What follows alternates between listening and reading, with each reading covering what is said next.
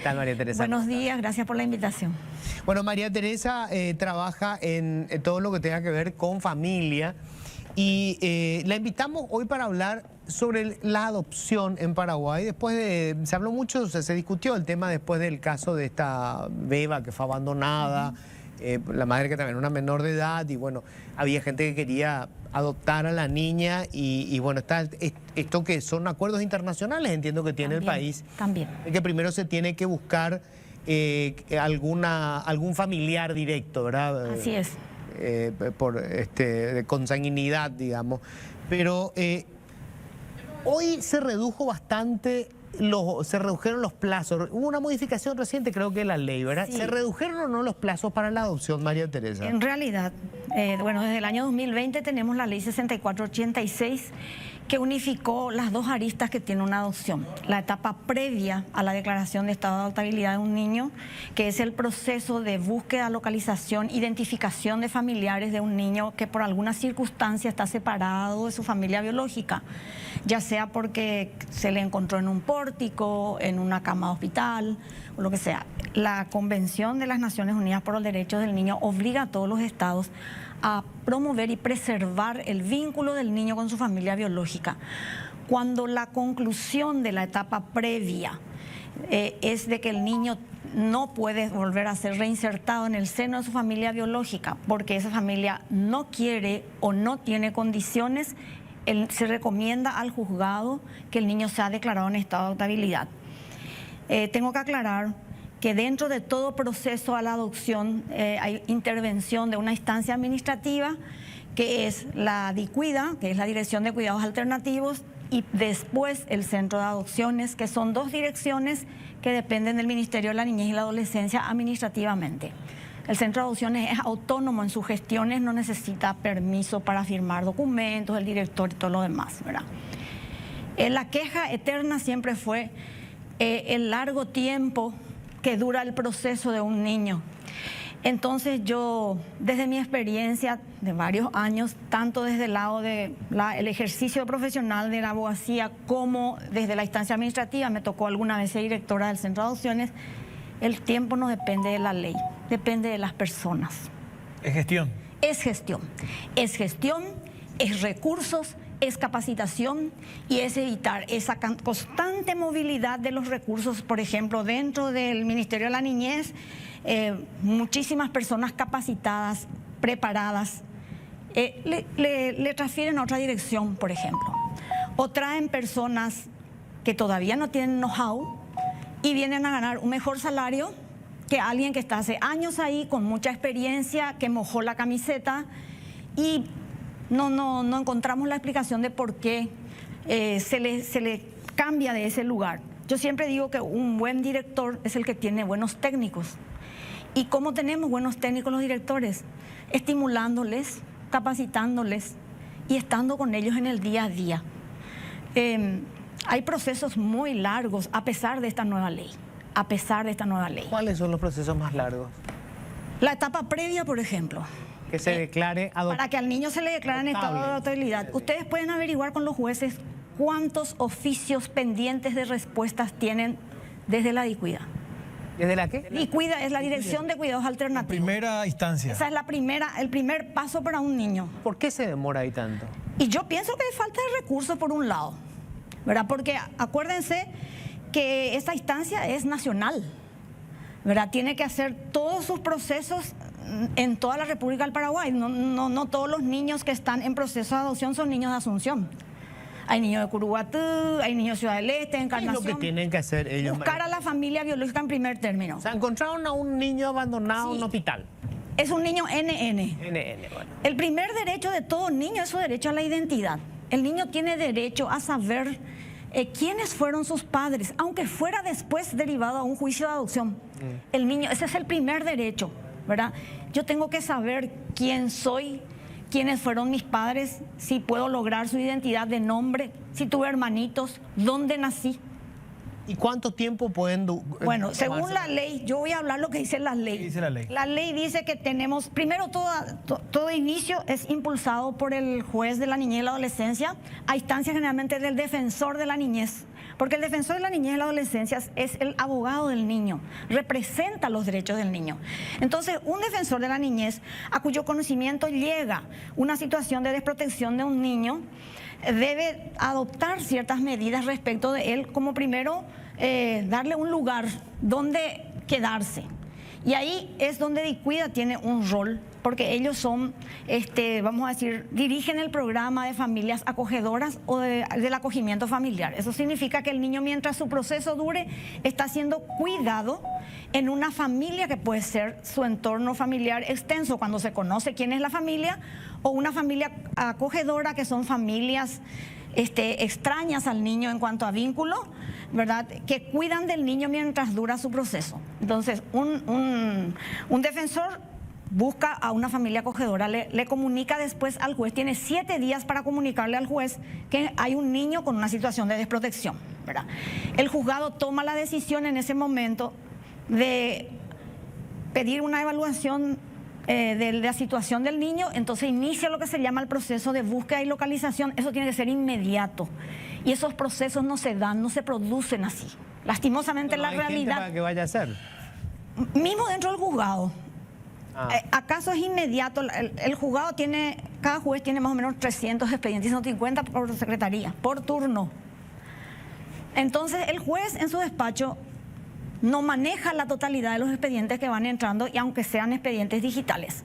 Entonces, primero tiene que llegar al despacho, el juez dice, bueno, acá tenemos una comunicación del defensor del niño que nos comunica que un niño está en esta situación. Inmediatamente debe ordenar o confirmar, si el defensor ya encontró una familia, debe confirmar esa medida cautelar y ordenar que el niño, se busca la familia de origen del niño, que dura 45 días según la ley. Y después está el proceso de mantenimiento del vínculo familiar, que es vamos a decir, el intento porque el niño se quede en el seno de su familia biológica. Puede ser con su propia madre, padre, puede ser con hermanos mayores, puede ser con abuelos, tíos, personas que sean familiares del niño. Ese proceso dura 90 días.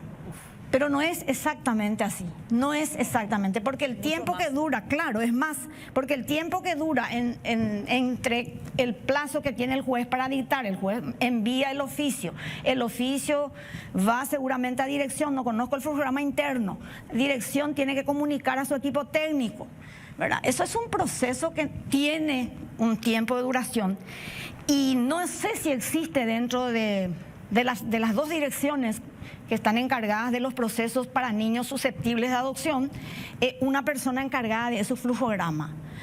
Habitualmente, cuando yo era directora del centro de adopciones, nosotros hacíamos ese proceso también desde el centro, no estaba la otra dirección. Me parece excelente lo que hizo la nueva ley, desdoblar las responsabilidades. Una dirección que elabora el proceso de verificación de adoptabilidad, verifica si ese niño va a ser o no adoptable. Y el centro de adopciones, que tiene que trabajar exclusivamente la evaluación de la gente que quiere adoptar, tiene sus carpetas en lista de espera. En este momento el centro tiene más de 150 carpetas esperando por un niño a ser adoptado, y yo les puedo garantizar que en el año no hay 50 sentencias de adopción. Y de esas 50 de adopción, 150 personas más de 150 que quieren adoptar. ya listas, carpetas evaluadas Todo y con armado. resolución de idoneidad, exactamente. Y están esperando un niño que sea declarado adoptable. El centro necesita que un juzgado le notifique que Juancito Pérez fue declarado en estado de adoptabilidad. Y entonces el centro, que no conoce al niño porque no trabajó el proceso previo, tiene que primero conocer, vamos a decir, la identidad del niño, tiene que individualizarlo, sus necesidades, y desde las necesidades y la identidad del niño se seleccionan 3 carpetas de las que están en lista de espera. 3 carpetas que entran en una terna, ¿verdad? Entran en una terna, y ahí es un consejo directivo que cogobierna con el director del centro de adopciones quien vota una carpeta desde el perfil del niño. Pero eso otra vez tiene un proceso. La ley dice que el juez, dentro de los 3 días de que quede firme... Ya me mareé, doctora, con lo que está a la mitad. Pero es así. Impresionante. Es que es así. Sería muy sencillo si hubiera un empoderamiento real de lo que representa la adopción. No es complicado. Yo tengo una sentencia de adopción, yo jueza. Tengo 3 días, tengo que encargarme de que esa sentencia quede firme para empezar, ¿verdad? ¿Quién es el director del proceso judicial? el juez y el defensor del niño que está en el expediente. Tiene la tutela jurisdiccional. Exacto. Ellos deben de notificar al fiscal de la niñez que intervino en ese proceso previo, al defensor del niño que también intervino en el proceso previo, y si hay padres conocidos, si se hizo un proceso de pérdida de la patria potestad, que se da cuando el niño fue reconocido por la mamá o por el papá, también hay que notificarle a esa mamá y a ese papá que ese niño ya tiene una sentencia de pérdida de la patria potestad. ¿Verdad? Esperar que quede firme esa sentencia, que son 3 días, no se apela a la sentencia firme de declaración de estado de autabilidad y o pérdida de la patria potestad. Por ejemplo, hoy te pongo un ejemplo así específico. Hay una chica de 17 años embarazada a punto de parir, no tiene posibilidades económicas, no se siente preparada para ser mamá, no quiere ser mamá. ¿A dónde debe acudir ella para que no ocurra lo que ocurrió con esta chica de 15 años que abandonó en un yuyala? Perfecto. Tiene que acudir a la DICUIDO o al centro de adopciones. Nosotros teníamos un programa que se llamaba Prevención del Abandono. Era prevenir, ver la situación de esa niña como la que estás contando, porque ella es una niña también. 15 años, sí. Es trabajar con ella su situación, ver si se puede con un soporte, entre comillas, que el Estado le debería dar. Ella tiene las condiciones, hacer que quiera desarrollar su fortalecimiento afectivo y su fortalecimiento productivo también, porque ¿cómo voy a criar un hijo sin apenas yo estoy terminando el colegio? Entonces, ver si ese proceso falla, entonces el niño puede ser declarado en estado de adoptabilidad. 2 procesos hay: la pérdida de la patria potestad y la declaración de estado de adoptabilidad. Cuando hay pérdida, cuando el niño está reconocido por el padre biológico, por los padres biológicos, y hay declaración cuando son niños, como en el caso que Luis acaba de mencionar, ese niño no está reconocido. Si la madre no quiere reconocerle, es el Estado el que oficia al registro civil para que le inscriba al niño, porque el niño tiene que tener una identidad. Entonces, ese niño no reconocido es solamente declarado en estado de adoptabilidad. Ese proceso previo también es largo. Por eso es que la gente dice el trámite es engorroso. Yo tuve la experiencia grata de tener una adopción terminada en 3 meses, con el compromiso de una excelente jueza a la niñez. En 3 meses se le presentó a la familia adoptante, a los postulantes, se ratificaron de su deseo de adoptar, llamó a audiencia de ratificación, vista al defensor, al fiscal, 3 días por cada uno. Y en 3 meses el niño estaba con sentencia de adopción firme. Ahora, esos 150 que están esperando, ¿es por orden de llegada, por decirlo así? O sea, los primeros 3 que están, ¿o cómo es? No. ¿Es discrecional? Depende del perfil del niño. Nosotros tenemos, eso? o sea, el centro tiene varias carpetas. Sí. Ustedes saben que esa carpeta es un grupo muy heterogéneo, no todos son iguales. Hay niños, ustedes saben que muchos de los niños que van a adopción no nacieron en las mejores condiciones, hay padres que no hicieron prenatal, hay pequeñas cosas que hay que ayudar al niño para su evolución. Entonces vos tenés que mirar si las necesidades de Juancito Pérez van a ser respondidas por cuáles carpetas. O sea, ahí entra, por ejemplo, sí, una cuestión económica. Económica, también de entendimiento, porque hay gente que se asusta. Por ejemplo, un niño con labio leporino, un niño que perfectamente es después un niño insertado y nadie se enteró siquiera a lo mejor que tuvo labio leporino. Pero también es cuestión de cultura. La gente, cuando vos le presentás a ese niño que todavía no recibió su cirugía, la gente se asusta. Entonces, para evitar, y ahí se pierde otra vez tiempo porque hay que desbaratar la terna y buscar otra vez otra carpeta. Entonces, el trabajo que hace el equipo técnico de adopciones es un trabajo minucioso, tiene que fundamentar por qué Mariana y Ramón son candidatos para José y otras 3 carpetas. Uno no puede elegir, doctora, ¿verdad? No puede ir a elegir, yo quiero... No. Un niño así, asá o de tal mes. No se puede. ¿Y la edad se puede elegir? La edad, sí, ¿verdad? Pero elegir el sexo. La edad y el sexo, pero el resto no. Sí, la franja etaria puedes elegir. Ahora, hay un gran problema de muchos chicos que están ya con una edad muy avanzada y que ya no son elegibles. Y yo pregunto, ¿por qué no la adopción internacional? ¿Cuál es el miedo? Se estigmatizó nuestra adopción. Acá tuvimos un problema, recordar, Luis. Patricia creo que es más joven, pero fue un boom Paraguay y los casos, y fue un escándalo. Usted... Lo sé, pero en ese momento no existía la intervención estatal todavía. Claro. La adopción era una cuestión entre particulares, donde inclusive aparecían personas que no eran las madres a presentarse ante el juez a decir yo soy la mamá de él y quiero entregarlo en adopción, y la adopción era direccionada. A partir de ahí quedó Hubo un estigmatizado. tiempo que no había adopciones nacionales, solo internacionales. ¿Hasta qué edad son adoptados Hasta los la mayoría de edad. Pero en la práctica, En la práctica, 12, 13 años. todavía hay... Hay padres, son adopciones sí que requieran de mayor trabajo, de mayor acompañamiento. Ahí ya el niño es el que tiene también derecho a ser oído, ¿verdad? A aceptar a sus padres adoptantes. Ahí la adopción es mutua ya. El niño desde los 8 años debe ser ¿Dónde oído. están ellos en todo eso? Porque algo que a mí me parece terrible, en esa espera, normalmente hay familias de acogida, Sí. a esa edad sobre todo tan No, casi no temprana. existen niños grandes en familias de acogida. Están No, en no, ya instituciones. digo, me refiero a los menores, justamente. Los chicos que en los primeros meses y años de vida generan una Un vínculo. dependencia emocional, un vínculo Sí, exacto. tremendo, ¿verdad? Porque absorben en ese momento, digamos, todo lo que hay Sí, en su el alrededor. afecto. Y están con Después una tienen que familia desarraigarse. y después tienen que volver a Y desarrollar. ahí es donde el factor tiempo, por eso en este tema el factor tiempo es fundamental. Dicen los psicólogos que 6 meses es un proceso normal donde el niño no, vamos a decir, no es afectado por un cambio de familia, ¿verdad? Y ahí es donde la gente tiene que tomar conciencia de que cuanto antes yo resuelva el proceso del niño, ¿quién se beneficia? Los postulantes del centro. Porque nuestra nueva ley permite a la familia acogedora a optar por la adopción del niño, Ah, ¿también lo pueden hacer? según la nueva ley. Y importante. el postulante del centro que está en lista de espera queda rezagado. Se prefiere a la familia acogedora. Entonces, es un acogimiento, en muchos casos, disfrazado de acogimiento. Por eso los procesos se tienen que terminar y no deberíamos permitir que ninguna familia acogedora compita con una familia adoptante. Porque eso Claro. genera, vamos a decir, desvirtúa y bastardea la adopción. La adopción Desleal también, es ¿eh? una institución declarativa, es un juicio declarativo, no debe ser contradictorio. No debe ser contradictorio. Yo no le puedo exponer al postulante del centro a que litigue contra una familia acogedora. Nosotros tuvimos cosas muy dolorosas de familias acogedoras que han agredido a los postulantes del centro. Se ha comunicado a los juzgados y los juzgados no han tomado la decisión que debían de tomar. ¿Cuánto debería durar esto? Usted habló de un caso distinto, 3 meses. Bueno, pero una ¿cuánto adopción, yo pienso, sumándole, dándole unos extras, ¿verdad? Sí. 4 meses y medio tiene que ser el proceso de adopción. ¿Cuánto dura hoy en Paraguay? 7 a 1 año a veces. Es solo la adopción. El otro no quiero ni hablar.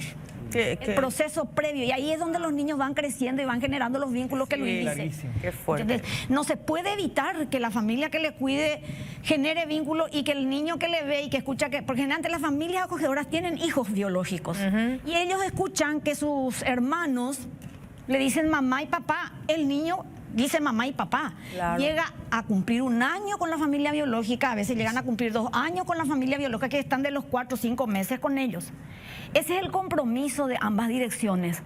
La DICUIDA tiene el derecho de velar por el proceso y tiene la obligación de comunicarle al juez cuando se da cuenta que el vínculo se está generando y decirle al juez, notamos que se está generando un vínculo afectivo fuerte, Pero lo cual es medio- desvirtuaría la adopción. Claro, doctora, pero es difícil eso, no generar un vínculo. Claro, Porque y vos por no eso tenés una entiendo. máquina y a un robot en tu casa, le tenés a un bebé, a un niño, a una preadolescente, que no va a actuar como una máquina. Claro que va a tener un vínculo. Por eso es que no debería estar tanto tiempo. Exacto, el Debe ser tiempo un por eso es importante. periodo de meses nada más. Porque la familia Cada año. acogedora entra con el compromiso de saber que es familia acogedora. Claro. Debe ser familia acogedora, no familia adoptante. Pero no es culpa de ellos a veces porque, como te decía Héctor, como Y no usted está es mencionando, si es totalmente largo culpa de el ellos. tiempo. Creo que la mayoría de las familias acogedoras lo hacen esperando convertirse en los que Pero ¿y adoptan. quién tarda para sacarles de ahí? Y ambas instancias, Ellos la instancia también lo administrativa y la judicial también. Sí. Y lo que decía la doctora, conozco la abogada, muchísimos casos en los que la familia acogedora termina iniciando una acción legal en contra Para de quedarse. los que estaban en la lista de Familia espera. adoptante. Claro, y ese Es ya muy es una triste. competencia Sí. Es desleal. muy triste. Ahora, hay una cuestión que yo no llego, no termino de entender, María Teresa. ¿Por qué siguen priorizando el vínculo biológico cuando por ejemplo, conozco muchísimos casos, van y hablan con la abuela Sí. de la criatura. No hay una abuela que diga yo no me voy a hacer cargo del niño. Esa es Hay. una cuestión cultural muy fuerte. Pero hay. Pero son pocos, digamos. O sea, vos tenés abuelas que dicen, sí me hago cargo, y ya tiene 5 chicos que está cuidando. Ahí está el problema. No puede. Y resulta que vos tenés del otro lado una pareja que tiene los recursos, no solamente económicos, afectivos, porque le van a dar todo su tiempo a ese niño, Cariño. pero el niño termina con un grupo de 5 chicos con una abuela que tiene escasos recursos económicos. O sea, en cuanto a oportunidades, obviamente hubiese tenido muchas más oportunidades ese niño con esa pareja que quería adoptar. Y es ahí donde tiene que primar el criterio del famoso interés superior. La frase tan remanida que usamos en el derecho de la niñez, ¿verdad? Entonces, ¿cuál es el interés superior de ese niño? Entonces, ponerse en el lugar de ese niño, ¿verdad? Y ver, porque es muy cierto lo que decís. En la mayoría de los casos los abuelos dicen sí, pero la realidad te muestra una abuela que está cuidando otros 5 nietos, a veces de 3 o 4 hijos, y la mamá del niño que está en proceso ya está otra vez esperando un bebé. Exacto. Y esos son los análisis que debe hacer el equipo interdisciplinario de la DICUIDA.